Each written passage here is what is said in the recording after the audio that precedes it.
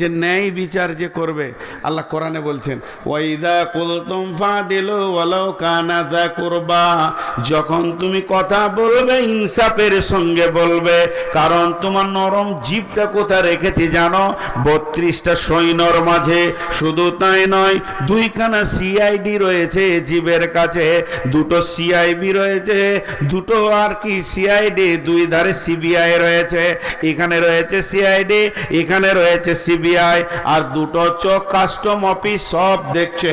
আর 32 জন সিনার মাঝে তোমার জিভটা রেখেছি। আর মগজটা হলো দেহের সুপ্রিম কোর্ট, এই কোর্টের নিচে আদালতের ভিতরে তোমার জিভ বাস করছে।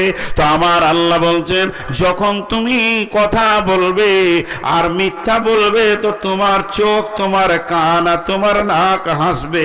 এ বেঈমান কত বড় বেঈমান। আর দাঁতগুলো বলবে হতভাগারে তোর জীবনটা বড় করুণ জায়গায় পৌঁছে গেছে।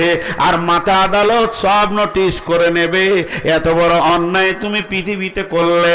যারা অন্যায় বিচার করে এরা ক্ষমতার জোরে বিচারটা করে দেয় যে ভেবে আর বিচার হবে না।